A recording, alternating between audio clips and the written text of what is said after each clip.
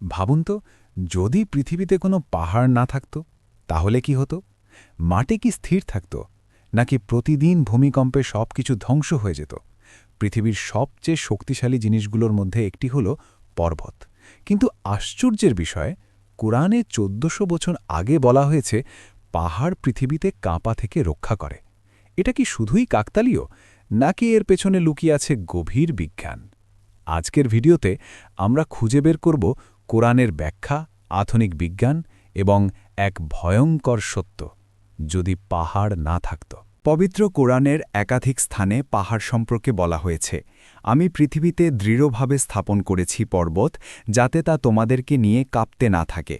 সূরা আনবিয়া ২১-৩১। আবার সূরা নাবাতে বলা হয়েছে, পাহাড়কে বানানো হয়েছে পেরেকের মতো। পেরেক, এই শব্দটি খুবই গভীর অর্থ বহন করে, কারণ পেরেক কি করে? কোনো কিছুকে মজবুতভাবে আটকে রাখে যাতে তা নড়ে না। তাহলে কি পাহাড়ও ঠিক সেই কাজটাই করে? চলুন এখন আমরা বিজ্ঞানের জগতে প্রবেশ করি। পৃথিবীর বাইরের স্তরটিকে বলা হয় লিথোস্ফিয়ার।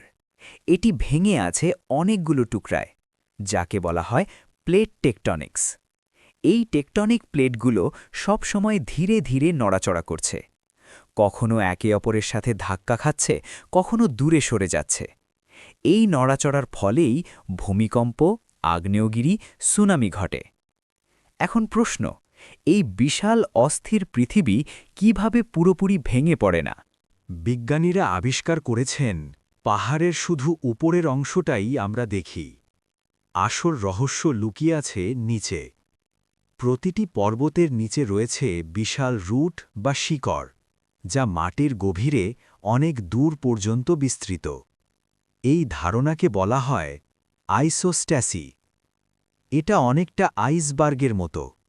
আপনি পানির উপরে ছোট অংশ দেখেন, কিন্তু নিচে বিশাল অংশ লুকানো থাকে।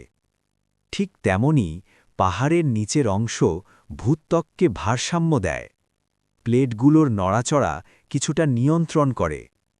এটা কি পেরেক ধারণার সাথে মিলে যায় না? এখন কল্পনা করুন, পৃথিবীতে কোনো পাহাড় নেই। কি হতো তখন? ভূত্বক আরও অস্থির হয়ে যেত, প্লেটগুলো আরও দ্রুত সরে যেত, ভূমিকম্প হতো আরও ভয়ঙ্কর। অনেক অঞ্চল বাসযোগ্য থাকত না। যদিও পাহাড় পুরোপুরি ভূমিকম্প বন্ধ করে না, তবে এটি পৃথিবীর ভারসাম্য বজায় রাখতে গুরুত্বপূর্ণ ভূমিকা রাখে। এখন একটু গভীরভাবে চিন্তা করুন। কোরআন বলছে, পাহাড় পৃথিবীকে স্থির রাখে। এটি পেরেকের মতো কাজ করে। বিজ্ঞান বলছে, পাহাড়ের গভীর শিকড় আছে। এটি ভূত্বকের ভারসাম্য রক্ষা করে। ১৪০০ বছর আগে, যখন মানুষ ভূগর্ভের কিছুই জানত না, তখনই বর্ণনা কিভাবে এলো? অনেকের কাছে এটাই কোরআনের এক অসাধারণ নিদর্শন। আরও অবাক করা বিষয় হল, পাহাড় আসলে সম্পূর্ণ স্থির নয়। এগুলো ধীরে ধীরে নড়ে, গঠিত হয়, আবার ক্ষয় হয়। কোরআনে বলা হয়েছে, তুমি পাহাড়কে স্থির মনে করো, কিন্তু তা মেঘের মতো চলমান। এই আয়াতটি আধুনিক বিজ্ঞানের সাথে চমৎপ্রদভাবে মিলে যায়। তাহলে আমরা কি জানলাম?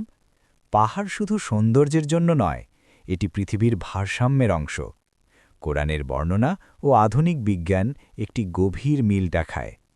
আল্লাহর সৃষ্টি শুধু দৃশ্যমান নয়, এটি রহস্য, জ্ঞান এবং শক্তির এক অসাধারণ সমন্বয়। আপনি কি আগে এই তথ্যগুলো জানতেন? আপনার কাছে কি এটি বৈজ্ঞানিক মিরাকল মনে হয়? কমেন্টে আপনার মতামত লিখুন, ভিডিওটি শেয়ার করুন, আর এমন রহস্যময় ভিডিও পেতে সাবস্ক্রাইব করুন।